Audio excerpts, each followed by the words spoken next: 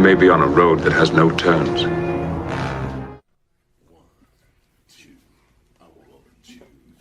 They say resist is futile.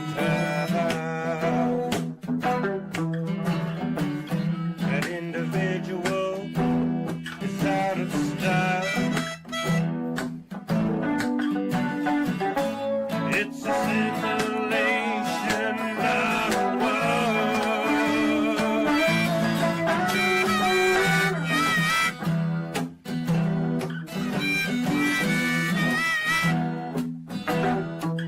but I know less about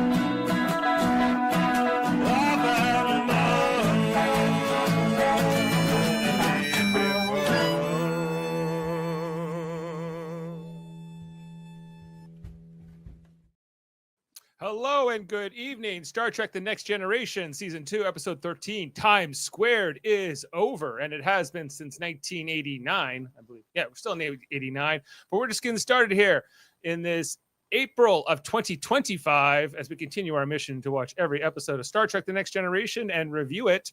I'm Dave Mader here on Live Long and Podcast, a live stream on YouTube. We're on Facebook too, but Facebook doesn't like live videos anymore, so I feel like I don't even need to plug it. And Twitch, of course, the king of the live videos. And you might be listening to us in audio version. And we got a great podcast, a great panel here to break it all down. As always, we have the Leaf fan himself in Ottawa. It's Adam Woodward. Hey, Dave. I can tell you that there's no score yet because there's been no horns honking. Mm-hmm. And the other night was interesting when they were. I'm in a part of Ottawa that's actually I'm probably about 5 blocks away from the Parliament buildings that way, so you know where I am. But it's we're in the student area, lots of bars, lots of this, so it gets loud. Right. Well, it's hockey playoff season, and you're a Toronto Maple Leaf fan who's moved to the. But his town is divided. It is. Yeah. And then you got the Canadians in it. Like you got everything's happening here. And the Canadians are in it. It's almost like the election, Adam. Yeah. Yes. Which is coming up on Monday. 3 parties, 3 teams. Yes. Coming in next here, it's my wife, Jane Mader. Hi, Dave. Hello. Yes. We were a little late coming on because she said I was buzzing or staticky or something. There was no solution. No, maybe we had to reverse the polarity. Maybe we had to go negative instead of positive when we were just mysterious glitch. A mysterious glitch. We're not really sure what's going on. And coming in here, it's the beard man himself. It's Kevin Millard. Just be careful, Dave. You don't meet yourself 6 hours from now. I hope not. Oh God, could you imagine 2 Daves? I could. Jane's shaking her head, but I think it might be a good thing. I don't know. We actually had 2 Daves during COVID. We had Dave, Prime Dave, and Mirror Dave. That's true. That's true. And yeah, I was looking back at that time I was loaded on that podcast with Davin in Halifax, and I was. You looked back at that? It was something. I looked back, yeah, and I wouldn't even do that. Not my best work. No, but no. But it was kind of enjoyable in some ways, just to see you guys all annoyed. So anyway, we're coming in live stream. We got Sam with us. Jeez, I gotta go to the Sam. Media style here because no one likes this. I don't know what to do with that. Okay. We got Norman with us.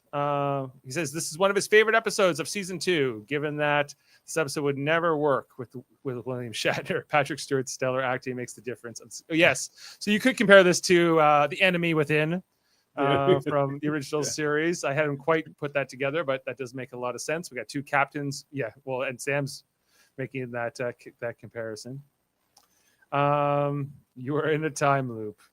I know, as I saw you do this already. Yes. So, in this episode of Star Trek The Next Generation, the crew of the Enterprise encounter a double of Captain Picard, apparently from the future. And a lot of things ensue from there. Now, we're gonna break down the episode kind of frame by frame, all scene by scene at least, and talk all about it. So this episode always I found intriguing, but on the rewatch for me today, I just realized how much of a bottle episode this really is. It's completely within the Enterprise sets. There are no guest stars. There are some limited special effects and things like of that nature, but pretty much it's just the crew of the Enterprise. So, for better or worse. Kevin, how's this one for you? It's good, if not a little boring. It's another one of these time loop ones, right? Like it's probably the first time loop one of this series, but it's a lot like the one where they're playing cards and they explode several times. Yeah, Cause and Effect is the episode I think you're referring to. Yeah, this On the ship. This is good. I like his Repeat. action to his double. Yeah, well, but I think it's a really like strong episode for Patrick Stewart acting wise. I think, but he's not happy with himself. He's not happy with this future version of himself. Jane, did you enjoy this or did you fall asleep on the couch? It was a long day, but I've seen it many times. I like the episode, but again, I feel like it's an earlier season one for sure. They've done some of these themes a lot better in future episodes, so it's good. It's watchable, but there's more improvement to come in the future for Star Trek. It could be better. Is that what you're saying? It could be better, and it will be better. All right. Adam, does it get better than this? No. First of all, okay, I watched this with my 22-year-old son tonight. He had never seen it before. He quite liked it. I like watching Star Trek through the eyes of people who've never seen it before. It's pretty cool to do that. I found this episode all kinds of annoying, but I will start with one thing, Dave, because it's really not pertinent to the episode, and I'll fill you in with my gaps later. But the uniforms in this series or this season and the first season just drive me crazy. And Picard, because he's featured in this episode, he looks so small and tiny in it, and it's way too tight. I'm so happy they moved on from that. From the uniform? Yes. Yeah, it's quite the tight leotard. You got to be. It's not the easiest thing to wear. You see him do the Picard maneuver at the very end, where he has to do the tuck there. I'm sure this was probably a long episode to shoot for Patrick Stewart, considering he had all this coverage and he had to play two parts and then talk to himself and everything else in this episode. If you bring up Norman's comment there, I like those things. I wish we saw more of those. Skirts? Scants. I'm sorry, they're scants. They've dropped that. Is this the episode where they were finally dropped? Because that felt like we've been through that. We're done with those now. We're never seeing them again. No. Well, we see them. I think. Yeah. Go ahead, Kevin. I think that was only season one, was it not? Maybe. Yeah, we see them in the end, of course when they go back in time, but you don't see them much. Jane, you like the scant, right? No, not really. No. No. Okay, No, just it's checking. not a good look. Well, No. The boots don't look good with them. They need sandals. Or These are cowboy so- boots. Just cowboy boots. Cowboy boots would be better. Starfleet issues sandals or flip flops would be good. All right. Well, let's jump into this episode, everyone, and break it all down. So the Enterprise is at warp on its way. Commander Riker is in his quarters, and he's preparing a beautiful breakfast here. No. Stop right there. Okay. Oh no. No. Go through this, and then we'll talk. Okay, well, we see Riker. He's cracking eggs. He's scrambling them up the way Jane likes them. I like them over easy. That's my preference. But Riker's not even going to ask. We see that the crew show up with various appliances and things. Data. I don't know what Data's bringing in. Maybe a grill, and Geordi's got maybe the other part of the grill. Maybe this is It's raclette. It's the hot plate. They're doing a raclette breakfast, everyone, and the door keeps opening and closing as Pulaski then comes in, and then Worf. It's kind of a strange. Worf has nothing. Worf brought nothing. He brought no gifts. He's just like, I'll come and eat, but that is all. And so Riker tells us, well, first of all, Data criticizes this as not a good way to prepare sustenance Not an efficient way to prepare breakfast. compared to a replicator. Is that what he means? Yeah. Okay. Yeah. Not my favorite piece of dialogue. And they're going along here. We find out that Riker, he gives more of his backstory here about how his father taught him to cook. His mother died when he was young, and he hated doing it, but it's something that he now likes to do. And I saw no evidence that he enjoyed that at all. well, he's smiling. But okay, so here's my problem. Coincidentally, I made scrambled eggs for dinner for Jackson, and I go, these are way better than his looked. Yeah. Well, his eggs were from some weird planet. So he's talking about like the ingredients and like he did nothing. He put nothing in them. He put nothing in them. He had all these like things. Norman called it right out. It's not an omelet. It's more like scrambled eggs. That's all he did. But even then, A cook is only as good as his ingredients. He just cracked the eggs open. He did nothing more. He didn't season them. He didn't do anything. Nothing. What the hell? I would be so disappointed. Jane, did these look appetizing to you? No, not one bit. Not They're one not bit. fluffy. They're overdone. Yeah, overcooked. Yeah. Well, don't tell Worf that. He likes them, Delicious. Because Riker serves them out. Oh, and Also- Crusher. Oh, sorry, not Crusher. Also, not enough eggs for that many people. Not even close. That's true. But did Pulaski bring some form of booze, like an ale? She said ale, some kind of ale. So they're having booze for breakfast?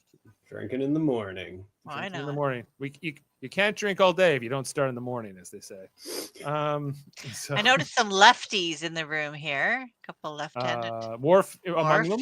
Yeah, I Yeah. think Michael Brent Dorn is Spiner. actually a lefty. Yeah. Brent Yeah. Spiner as well. Mhm. I eat with my left hand, but I'm not left-handed. Like I hold my fork in my left hand always. But yeah, but there you go, Brent Spiner. No one likes the eggs, at least Pulaski and Geordi don't. Data doesn't really have a sense of taste, it seems. And but Worf, he likes these eggs. Delicious. Just then, Riker gets a call from the bridge. Everyone to the bridge. Come on up. The Enterprise is going along, and they've detected a shuttlecraft. And they don't know anything else, and that is the end of our teaser. A Federation shuttlecraft. They know it's a Federation. We have to go find this Federation shuttlecraft. Go. Now, my first critique here is that I don't think we needed this breakfast scene. I feel like you're better off, when they go in, as we'll show after the credits here, they're going to go into the shuttle and reveal the other Picard.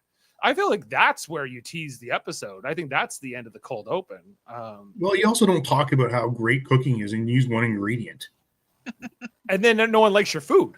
Yes. Anyway, so I don't know. Maybe they're trying to just set up more of Riker's backstory for the Icarus factor, which is coming up with this whole thing with his father, just so that there's one line of dialogue before we get into that one next week. But yeah, it seems more interesting to me that they would do that. So you could see the cold opening or ending on opening the shuttlecraft. Yeah, you open it, and then there's Yeah. another Picard, and then what is it, number one? What is it? And then he doesn't know what to say. And he's just in there eating shitty eggs.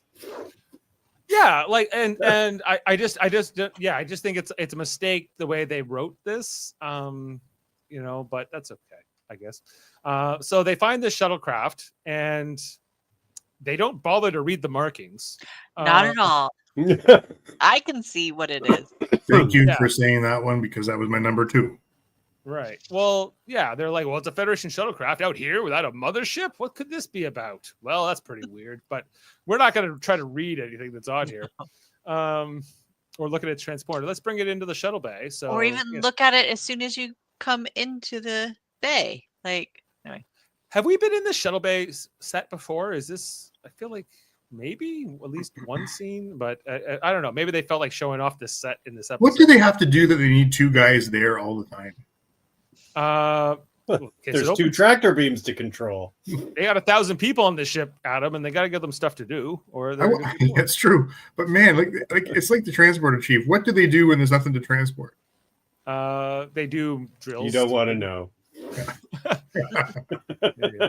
It's a very dark room, closed Okay. off from the inside. I think there was the one episode. O'Brien's always looking angry and sweaty.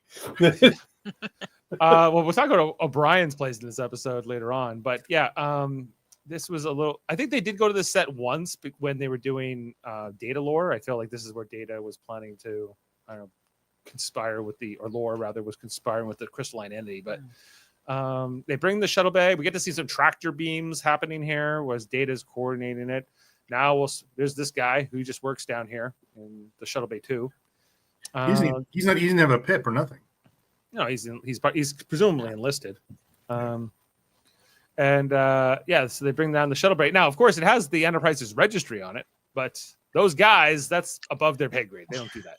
So, so Worf and Riker come to investigate, and they see the name on the shuttle is Enterprise. What? No, that's the reaction they should have had, but they just read it and then went, huh. And then looked over at the other one. Nocturnal Lunatic says you got one person for the door and one person for the tractor beam. I guess there's some logic to that. Go. Yeah. So they head into. They notice that not only did they bring in this Enterprise shuttle, but they happen to bring it into the shuttle bay where this exact shuttle happens to be located. So, What a coincidence. What a coincidence. Yeah. The Enterprise Shuttle 5, also known as El Baz. This episode written by Morris Hurley, with a story by Kurt Michael Bensmiller, and directed by Joseph L. Scanlan. Hey, I just wanted to ask quickly, Pulaski, I noticed that she, it showed special appearance by. Is she not on the regular cast for? That's correct. Yeah, she's know never that. considered Yeah, she's been. never in the main Never credits was. the entire season, although she's very clearly a main character in this season and part of this cast, but not officially. She's always credited as a guest star. So Never noticed that before. Yeah. And then they pull back to reveal the shock that Pulaski has discovered first, that it is a Captain Picard double who's sitting in this shuttlecraft that they pulled out here. And they say, Captain Picard, you're on the bridge, right? He goes, of course. Well, you better come down here and you better bring Data. So we're going to go on down. So it's not only Data, he also brings Troy.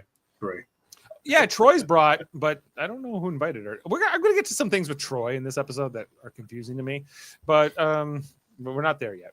So once Picard comes down to the bay, he's looking at this other version of himself, although slightly more weathered, I would say, the Picard double compared to Picard. He made him very gray.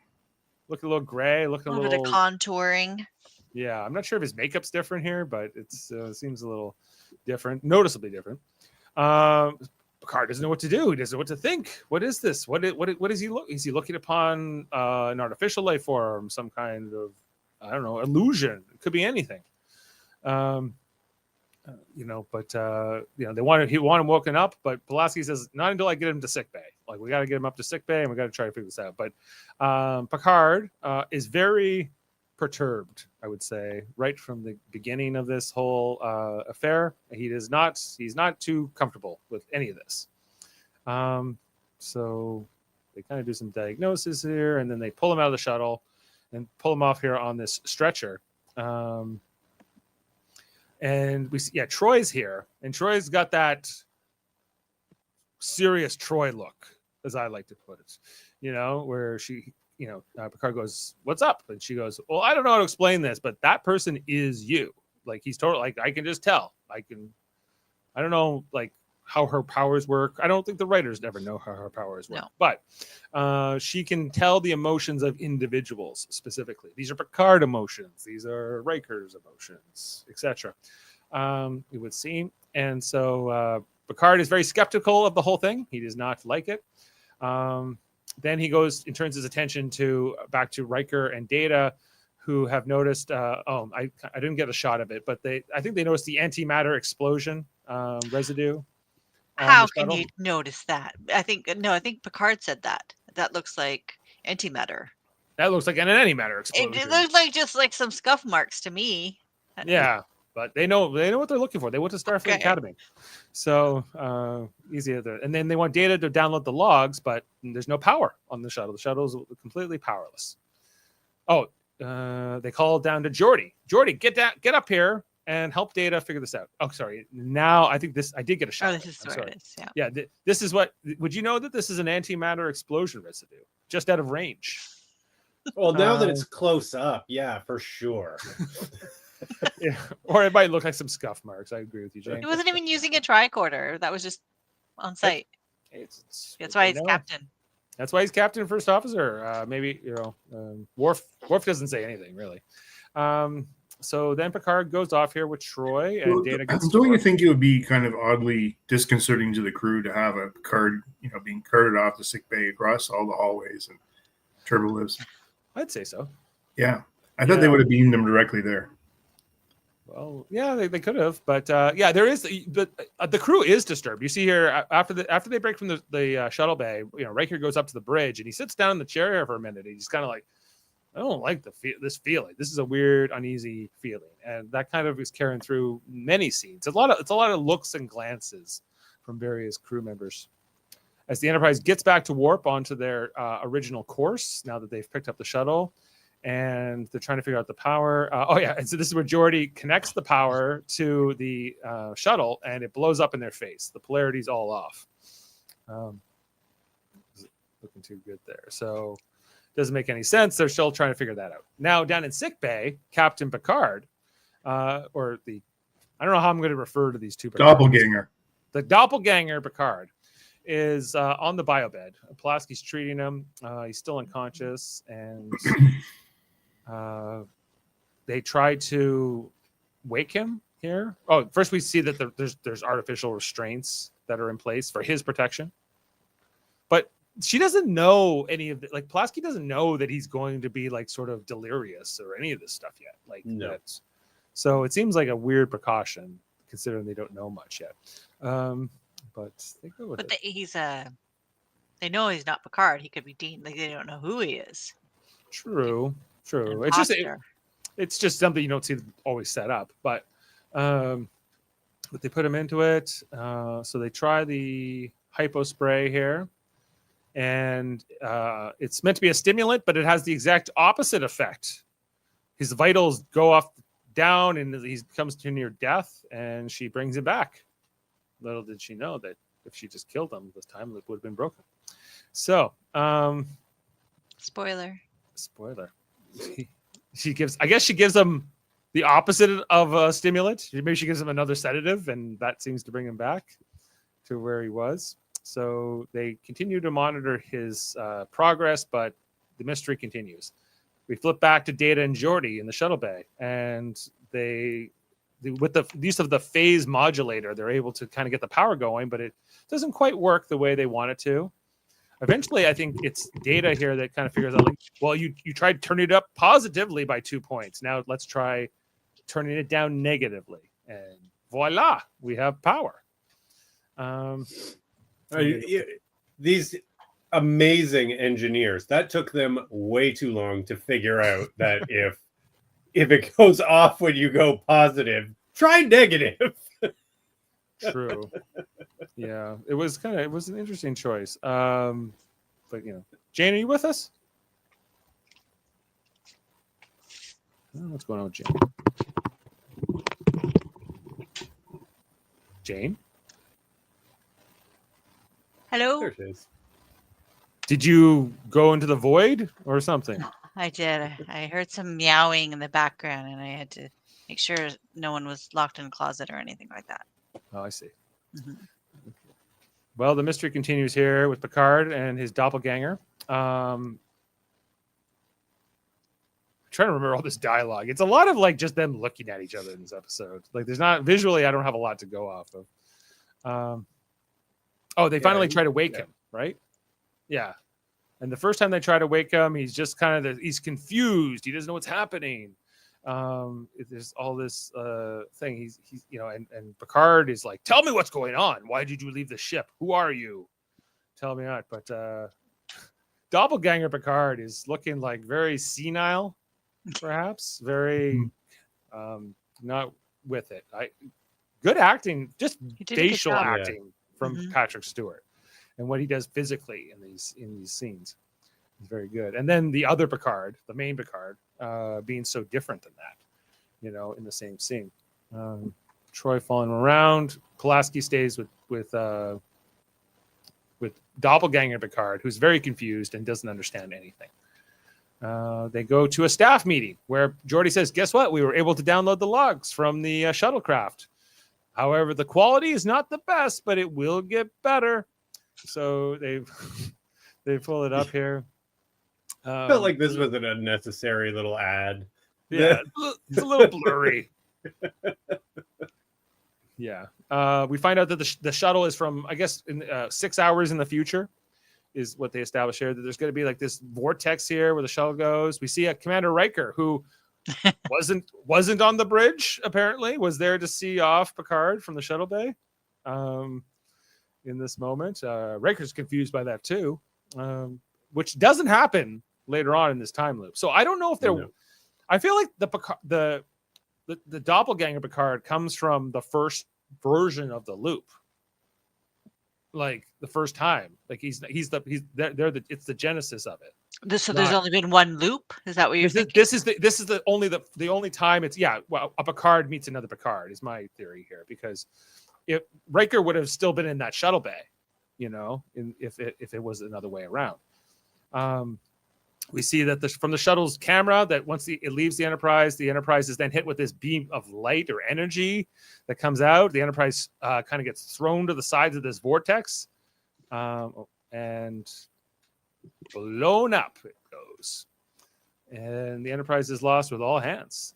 We then hear a log from Doppelganger Picard that he recorded shortly after, saying that he was the only survivor of the Enterprise being destroyed. And now they're left with... It disturbs both him and Worf greatly. Worf is not happy with it. Well, because it's this idea, like, why would Picard leave the ship in the middle of a crisis, leave the bridge in the middle of a crisis? It doesn't seem consistent. Although there would be reasons. Picard is very doubtful here. Yeah, Worf is not having it. And Picard's doing his best to try to still lead through this situation while kind of wrestling with his own self-doubt, because now he's kind of in a situation of impending doom. Like, every decision I make might end in the destruction of the Enterprise. A captain goes down with a ship. The ship does not go down without the captain. It's not that way. And so Worf talks about the legend of something that eats up starships. Morbius, and then causes these time disturbances as well, right? Was that part of his description? So maybe there's some kind of a legend here, some old Klingon legend that has some truth in it. Kind of like when they bring Worf into like these conferences, because up until really he's been pretty quiet. Yeah, he doesn't say much in this episode. He likes the eggs, and that's about mostly it. But yeah, it's all coming down here. And they keep saying, well, do we turn around? Do we go back the way? A lot of the same conversations they had in Cause and Effect of like, how do you break the time loop? Do you stop? Do you try? But it's always this idea of like, we can't second guess every decision because it might lead to the inevitable anyway. But it might not. You haven't even tried. So it's kind of unknown. They break from this meeting, and I think, what does Picard say? We're going to try to make we're going to try to make the only mistake once, or something of that nature.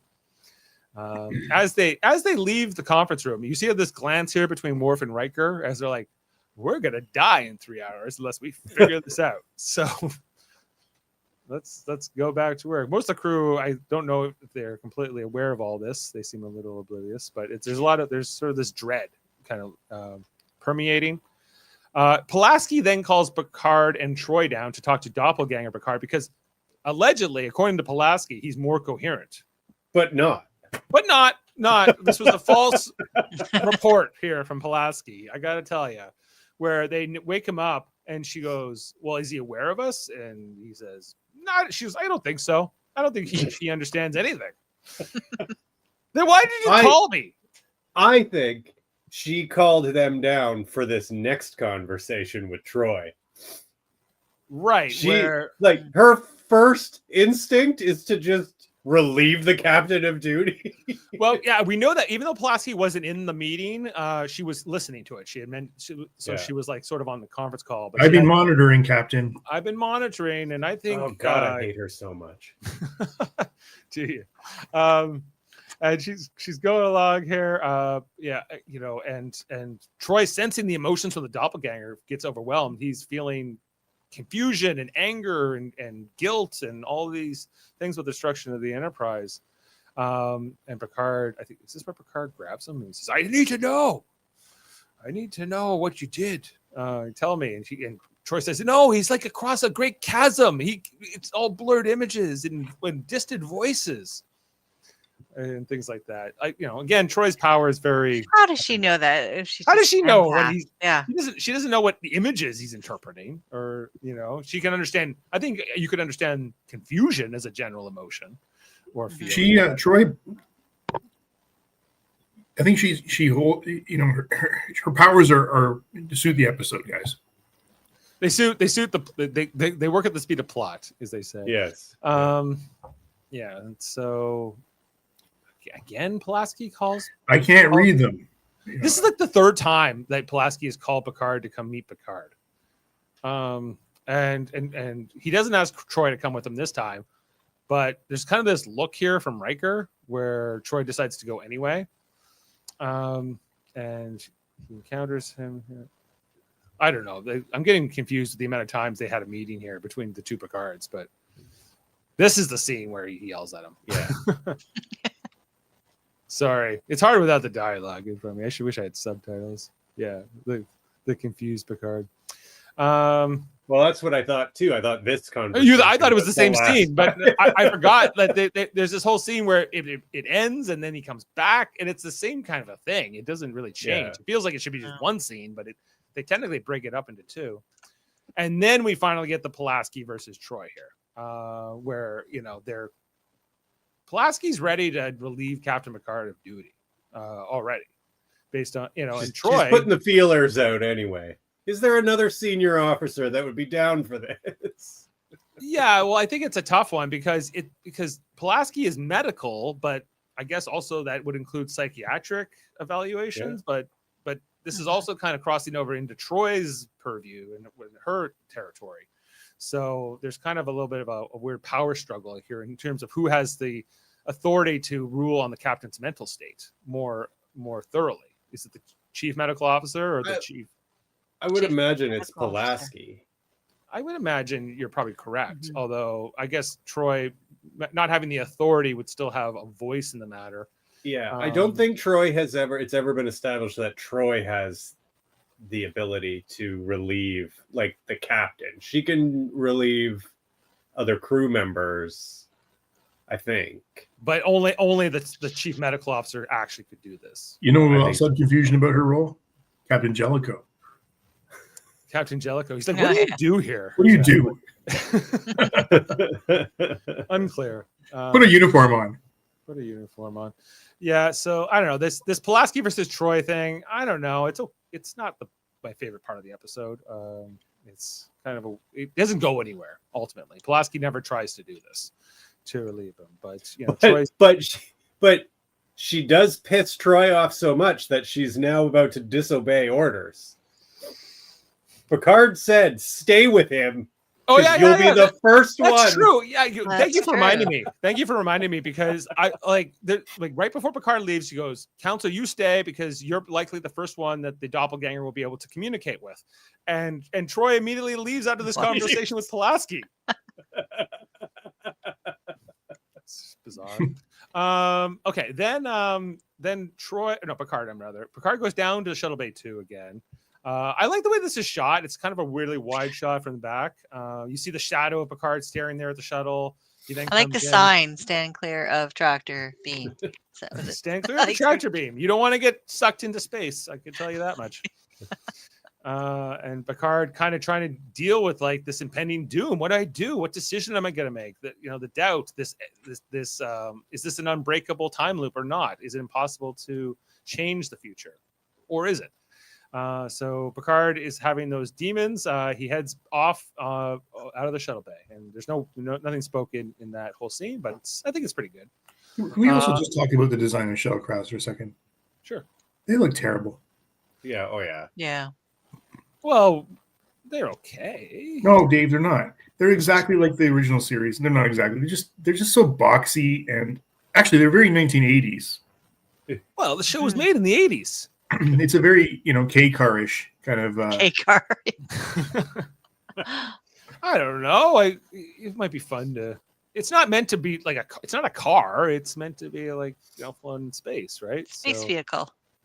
It's a space vehicle, but yeah, they get better. It was the 80s. They didn't know yet. It was aerodynamics and. Oh, they were building K cars at the time. Right? That's why. Yeah, exactly. What else can you expect from them? They did so much to the Enterprise. That's as far as they could go. What do you guys think in the comments? Are the shuttles good or bad? Let us know. And then, okay, we get this whole scene here with Picard and Riker where Picard's trying to figure out what to do, how to get through this. And Riker's like, you're frustrated because you can't, not only can you not find the solution, you can't even define the problem.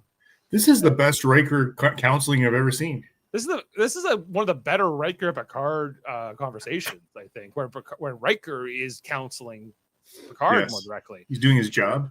He's doing his job, and Picard says, You're saying I should just sit down, shut up, and wait. yeah. Well, I wouldn't put it that eloquently, Riker says, but, pretty much. And Picard's like, I don't do that very well. That's not my thing. Sit down, shut up, and wait. But Riker, I'm reading Picard's autobiography right now, and this reminded me of a scene he just wrote in the book that I was reading on how you've heard this story, I'm sure, how he was too severe when he first started acting the first season and yelled at the crew that they were goofing off too much. And then he stormed out.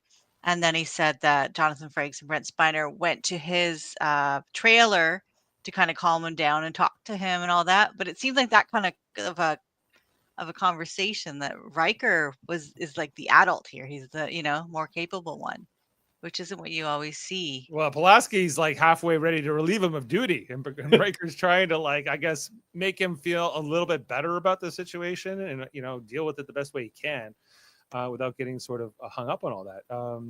So Nocturnal saying early shuttles are multi-person coffins. They look like hearses or ambulances a little bit. Especially since Picard and Troy not to leave, and now she leaves to get away from Pulaski. Well, if there's one reason to disobey orders, maybe Kevin would approve of that. I would absolutely approve. You don't care for her bedside manner? Let the ship blow up if it means you don't have to spend another minute with Pulaski. Oh yeah, I forgot you never come around on Pulaski. Never, and I never will. Well, just then, Picard and Riker are called to the bridge, and out of nowhere, this vortex has opened up. Hold on, I gotta know. I like this graphic. I always think that's my sound effect for take us out of your precious vortex. Has anyone thought that this could be Q? Save Playing that. a trick on him? Okay. Save that, please. Just even looking at this, I'm like, Yeah, maybe not. Here it is. Is this it? No, I on you with my presence. Okay, sorry, I need to move on. Anyway, so we see that this is kind of like a big cylinder cloud thing in space. A tornado. It's like a tornado. Yeah, good comparison there. The tornado is now on the Enterprise, and the Enterprise is like being held there, almost like a tractor beam, and being slowly pulled in. The Enterprise has to go to has to put the engines at 30% just to kind of stay at the position. So there's this whole thing. We see that it's a local temporal continuum anomaly is how the sensors define it. So take that for what it is. continuum. Yeah, temporal continuum, if you will. They call Geordi, get the hell out of engineering and do your work from up here on the bridge. They say, okay, on my way. Then Troy. So guys, what happens when Geordi leaves engineering and then starts up the little computer on the bridge? What do they do in engineering at that point? I don't know. Just hang out. I think that's just where he can kind of that's just like his desk is there now, right? Okay. Desktop. All right, so they get to this. Can you? We're not there yet. Sorry, David. I mean, again, take control from you. Well, we'll get there in a second. Troy then tells us that the vortex or whatever it is, the tornado, is got some kind of a consciousness, but not, very defined, not necessarily sentient, or it's a little vague. More Troy. instinct than intent. More instinct than intent, yeah, is what we're told. So we're trying to sort that out. I think Jordy eventually shows up here. It's a long ride up here from engineering, guys. Anything else? Jordy's got hybrid working. Hybrid. Yeah, he's a hybrid working here. Yeah, here's Jordy. Now he's finally made it up to the bridge, so he can do things. He's like, okay, I'm gonna give you warp power, Captain. He goes, engage. Let's get out of here. Well, so wait, again, isn't this the helmsman job to go to warp 9? Right? Does it? Worf does it. No, Jordy does it. They both know how, I guess, but it's a little strange. There's no Wesley Crusher in this episode for some reason either. They haven't even done a shot of those guys up front. No. No, they're like, no one knows their names. We're not even going to ask them to do. So there must be. You're probably right about this bottle episode. They're doing this on the cheap. Yeah, they are. And they're trying to figure out, like, do we stay and investigate, or do we try to run away? Do we, what's going to lead to the problem, like where the Enterprise is destroyed? So eventually, Norman's absolutely right. So he can. Jordy can stand in.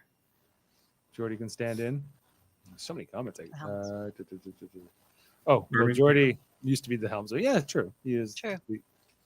So the Enterprise is now trying to go to warp. They're at warp 9, but this is not having an effect. They're getting pulled deeper into the vortex.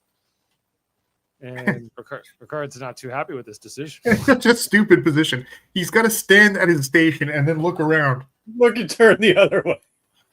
Yeah, it is. Yeah, because Worf's console is great because he's behind. He can kind of see everything. He can see, everything else. But just flying the ship at maximum difficulty. Let's play this in reverse. The Enterprise is shaking now. They're going to warp 9, but it's to no avail. The more they try to escape, the more they're sucked into the vortex, and the Enterprise is pulled in. This was kind of cool too. I did like how it just sort of tipped over and went down. Yeah, got pulled in. It's a Titanic. Yep. Yeah, and we know the Enterprise is this massive ship that but how much bigger this is too to it in comparison. So they're in there, they're trying, but they can't keep this up forever. The engines are going to eventually give out. Like, it's too much strain on it. As they look into this vortex here, they launch a probe. I forgot about the probe.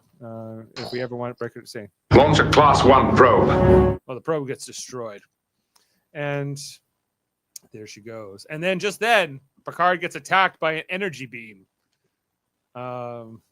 Pretty strongly. This instinctual vortex thing, I guess, figured out Picard's the captain, and it also goes after him in sickbay, his doppelganger, at the same time.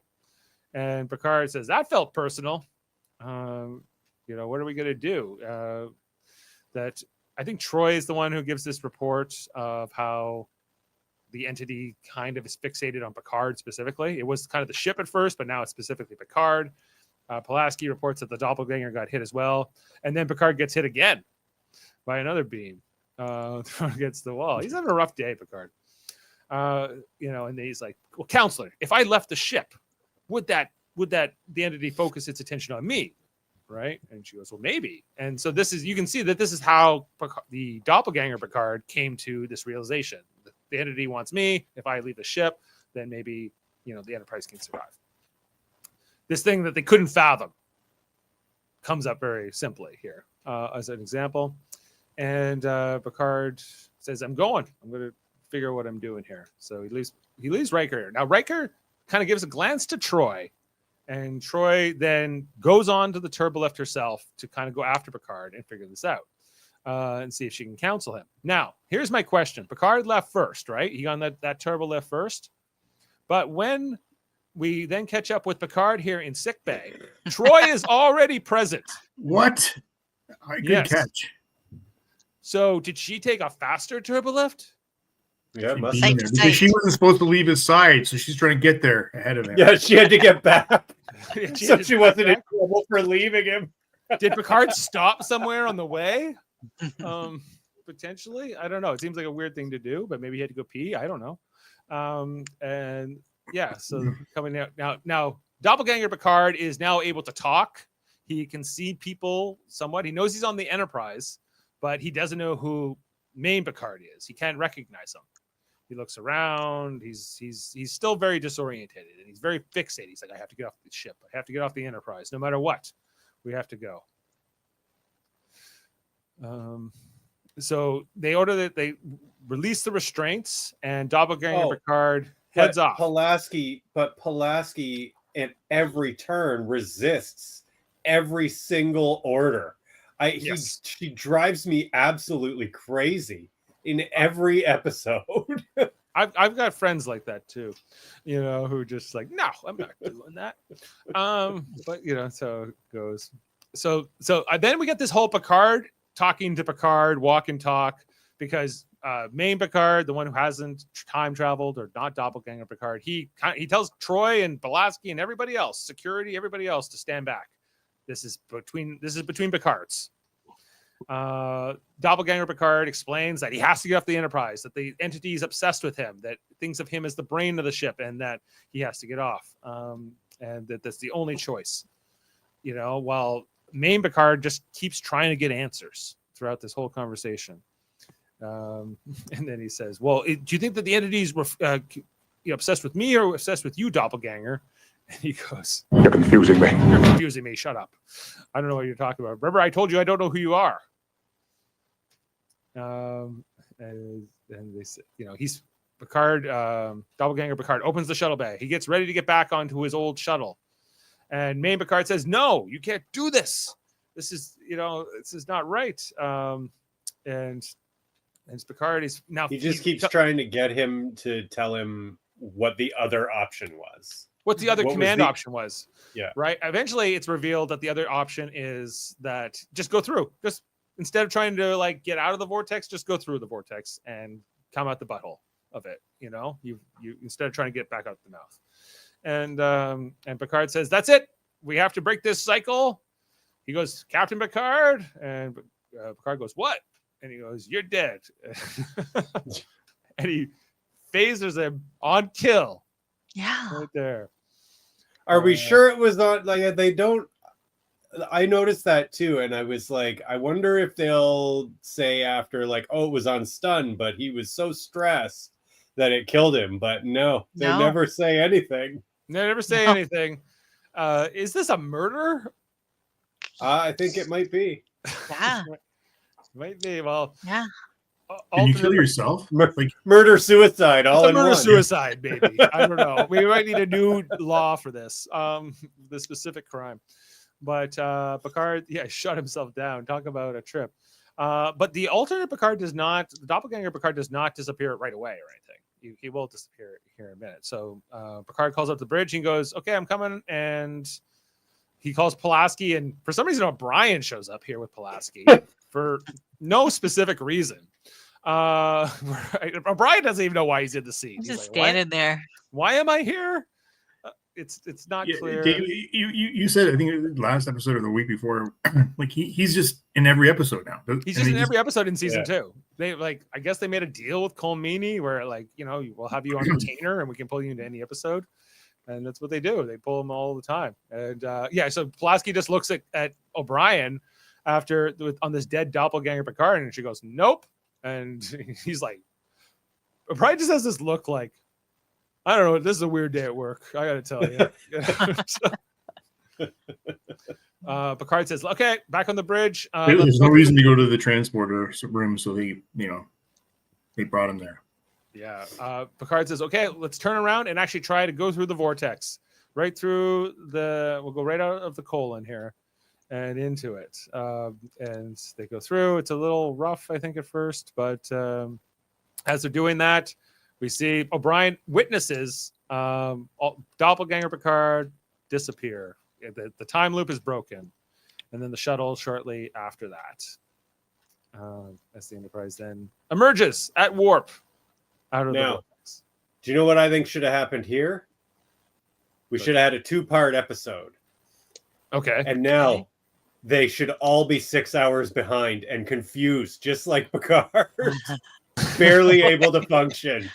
Yeah, they all fall down. They go, what is happening? And they have to restrain all of them. And it's only Captain Picard who can solve it all. But yeah, it's all been worked out. The time loop is broken. O'Brien calls up and kind of tells them that the dead Picard is been erased from existence, so I guess he wasn't murdered.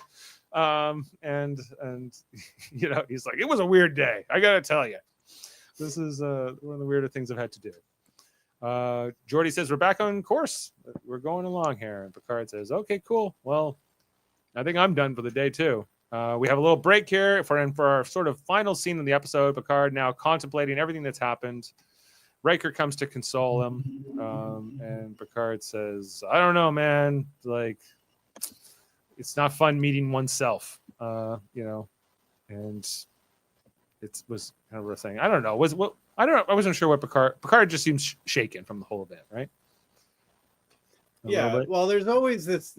I don't know if it was an '80s idea, but there was always this: meeting yourself would be like the worst possible thing.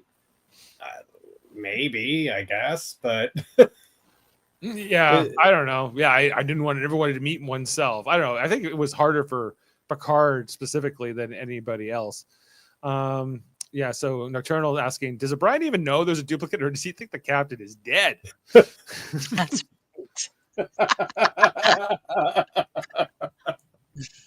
Yeah. Norman saying O'Brien had to witness. Almost wonder if the DS9 episode Prophecy, if he remembered this. Yeah, because it was the duplicate O'Brien, if you recall. Yeah. Yes, sort of trade places with. I'm in Visionary. Yeah, the Visionary is the episode where he's jumping around. Prophecy is the Voyager episode with the Klingons. Yeah, all good, Norman. We know what you mean. Well, I'm thinking is it Tapestry with Q where you bring Picard back with his heart, and yeah, I think it's like this is like a precursor to Tapestry. Like, Would you just hang on to that thought, please? Okay. Oh, you're gonna still say something? Okay. Well, we're talking. We got some fun facts coming up, I hope. Oh, So maybe I'm right. Maybe I'm right. Called Fun Facts with Adam. I can never. All right. Fun Facts with Adam. Fun Facts with Adam. It's great. Okay, guys. So Picard admits he has trouble and with waiting patiently, and Riker says that it's Picard's Persian flaw. Did you guys catch that? I didn't hear him say Persian specifically. Okay, in a traditional Persian carpet weaving, it was standard practice to deliberately make a few mistakes because attempting perfection may offend God. So he's allowed. He tries to have no flaws. Is that what you're saying? Yeah, I think that he does. Mm-hmm. Picard is perfect. Everybody thinks he's perfect. Well, he's pretty perfect. Yeah. Shuttle number 5, the Elbaz, which Picard used to escape the Enterprise, is named after Farouk Elbaz, a geologist who helped train the Apollo astronaut command module pilots observe the moon from orbit. His contribution is portrayed in the docudrama Galileo Was Right. Oh, maybe he'll come up on For All Mankind. I'm looking for it. Well, I think we're beyond that point now. So, Jane, here we go. Originally meant to be a 2-part story with Q, the force behind the time anomaly. Elements of this were used in All Good Things later on. Okay. So who wrote this episode then? Hurley wrote it. Morris Hurley. So, but he didn't write the story. He just wrote the teleplay, which could explain some of the choices. Okay, I can't believe I called that. Didn't read anything. Okay. This is a bottle episode, meaning the entire episode was filmed with only the main characters and sets. So I guess they're defining now O'Brien as a main character. Well, he's as much of a main character as Pulaski. Well, maybe Pulaski gets a lot of time, though. She talks a lot. Yeah, much but boy, does she ever. Yeah, and Kevin's here for every minute of it, quite frankly. Yep. Pulaski's surprise reaction. Your father liked to cook is a hint of what's revealed in the very next episode, The Icarus Factor, where she is an old girlfriend of Riker's father, Kyle. Right. That's coming up in the next episode, which we're going to talk about next week. I got a great panel also to talk about all that. But you know who it is yet? I do. Okay, just kidding. All right. When Picard and Riker are theorizing how the Elbaz shuttle arrived to them 6 hours in the future, slingshot time travel is mentioned. This is the method that Captain Kirk and his crew used to travel back in time in the Naked Time in 1966. Tomorrow is yesterday in 1967. Assignment Earth in 1968, and Star Trek IV: The Voyage Home. They really like the slingshot. Yeah, they do reference the slingshot around the sun. Like theoretically, if you go to warp 10, you could travel through time and then swing slingshot around the sun, but nothing natural could do it. calculations would have to be precise. And there was you need to have a Spock, wouldn't you? Or Yeah. to do such things. And then to wrap it up, this is the first time the destruction of the Galaxy-class U.S. Enterprise is witnessed. This is the second Galaxy-class starship to be destroyed in the series. I think we did that in Contagion a few weeks ago. The sister ship Yamamoto was destroyed in Contagion. Right. Yeah. Yeah, it was kind of incredible to see the Enterprise blow up the first time. Maybe we saw it so many times in Cause and Effect, we got a little desensitized, but All hands abandon ship. all hands abandoned ship. Repeat. Yeah, and then in the groups they call out, Picard gives a direct order to Troy to stay with Picard B. Only a moment later, she walks out on him. I love it. Yeah, you mentioned this thing about Q that the story was originally meant to feature Q, but Gene Roddenberry overruled it. Are you speculating, or is that a fact? Well, that's what Wikipedia says. Okay. So it was okay. I think they were trying to set up maybe this was another Q thing, but then Gene Roddenberry said no for whatever reason. So Gene Roddenberry's starting to lose, his influence at this point, though. Too. he would have already lost it, actually. Like we're getting towards what is this, episode 13? So we're halfway through the season. I don't know. Well, not even more than halfway, because this only goes to 22 episodes this season. Yeah, that's what it's weird. Like, why would this entity be obsessed with Picard? That's why it just feels like, okay, where's Q? There's not enough to it. Yeah. It's lacking a little bit of substance, although I think some of the acting is great. It does feel like a practice episode for what's to come. Cause and Effect, Tapestry. Is that the end of Fun Facts, Adam? Yeah. Okay, thank you. I don't like. There's not much fun around this episode. Oh, it's so fun. Come on, Plasky. It's loads of fun. All right, let's bring in our ratings, everybody, and what we want to give this. Now, Sam said he was giving this a 7.8. If that would influence your judgment here. Jane, does that influence your rating? 7.8. Oh, I'm just looking at last week. Norman says 9.2. Oh, I'm gonna say 7.5. Jane's giving a 7.5. Adam, you're up. They lost me in the eggs. The eggs right off the bat. That's the very beginning of the episode. I'm giving this a flat out 5. I did not really enjoy it. A 5 from Adam. Kevin. Go with a 6. 6 from Kevin. Okay. It's a 6.5 for me. Okay, so Okay, drop mine to the 7. Yeah. You're dropping to a 7. You dropping to don't 7. Yeah. But Norman gave 9.2. Well, he really likes it.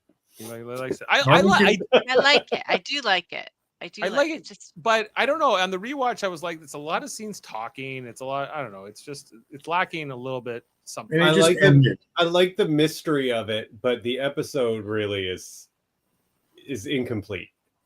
Norman's sticking with it, so it's all good, Norman. You don't have to just. Oh, Norman, go for it. You like it. You like it. Yeah.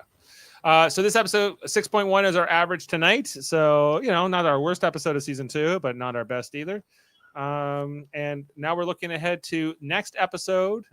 We will be covering the one that Norman said meh to. It is called The Icarus Factor.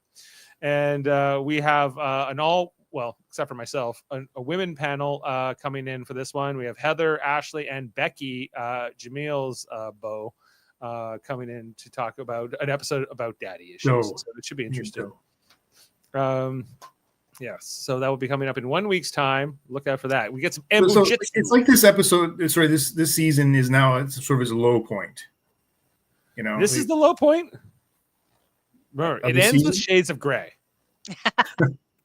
Okay. I was looking ahead to some of these episodes, we got Q Who coming up in 3 weeks. That's gonna be great. We got Samaritan Snare. We got even Peak Performance. I think is a pretty strong episode with that battle stretch. That's the one where they have to do the battle strategy where Riker takes over that old. Oh, I like that one. I like that one. Strategy and all that kind of stuff. Yeah. And so there are some good episodes, but there's also some questionable episodes like Up the Long Ladder in here. I think Pen Pals seems to be not a beloved episode from what I can tell from the group. Data. In for a Data. penny, in for a pound. Sarjenko. And we also have Manhunt with Loxana Troy coming up as well. So it's Jane, you're on that one. We're bringing another all-women panel for Manhunt. So it's good. Is that with the Ferengi kidnapper? No, that's No, Menage that's a not. Troy. Oh, This yeah, is the one Menage a where I Troy. think where Troy tries to marry Picard, like and all this kind of stuff. It's got the Fishman, the guy from Fleetwood Mac, what's his face, yeah. Mick Fleetwood, Fleetwood, in the fish alien thing. And Norman saying his top 3 episodes, I think from the season 2 are Measure of a Man, Q-Who, and Times Square. So this is one of your top 3. Okay, well, it makes sense with your high rating. Shades of Grey, Up the Long Ladder, Icarus Factor, and Manhunt are among the worst. I think I don't truly remember Icarus Factor. It's been a while since I watched it. It starts really good. And Can I do a quick spoiler on it? Because Yeah. it starts with Riker being promoted for the first time. Oh, this is where they want him to become captain for the first time. Yeah, and it's got the whole scene with Worf and the pain sticks, and him walking- okay. That's like the B story. I like to That think it's a one? John Tesh episode, really, because John Tesh plays one of those Klingons. So I remember Entertainment Tonight. I remember watching Entertainment Tonight, and John Tesh had a whole segment in that episode talking to Mary Hart about how he went into the makeup and he played the Klingon and everything else. Oh, and you're for real. John Tesh is one of the Klingons. Oh yeah, he's one of the Klingons hitting him with the pain stick. So, Wow. Okay. yeah, we'll see if we can pull him out next week. All right. Well, I think that's it for this episode. We, of course, every Monday we're covering episodes of For All Mankind. Right. This next one we're doing is season 1, episode 4, Prime Crew. So look out for that. And if you haven't watched For All Mankind, you should really check it out. It's really good. What else? I think we might be doing something on Super Mater Brothers and the Mary Mater Marvel Society this weekend to talk about Daredevil potentially. So look out for that if you want to see any of our Marvel reviews. Of course, we're covering Survivor right now on the Super Maters as well. What season are we in, Dave? 48. 48. So- Kevin, 48. Yeah. Well, it's like asking what season, is the Major League Baseball in, Who keeps track anymore? Yeah. It's nothing like that, actually. It's like it's a sport now, Adam. It's like a whole thing. Cracks me up. I watched the first season and that was it. That's it. Yeah, I remember the first season. Wow. That's all I watched there, too. That's like watching old timey baseball from like 1860 and then trying to watch Mhm. baseball now. It's completely different. The game has Yeah. changed. It's changed, evolved. Okay. Well, on that note, what else? We should go on a quote here. I think I have something good here from Worf. No, from Picard. Yeah, we'll go out on this one. We'll see you next time, everybody. Thanks to Adam, Jane, and Kevin. And live long and podcast. Have a good one. Well, they say if you travel far enough, you will eventually meet yourself. Yes. Oops. And bye. Hello, I'm Tim Russ. Live long and podcast.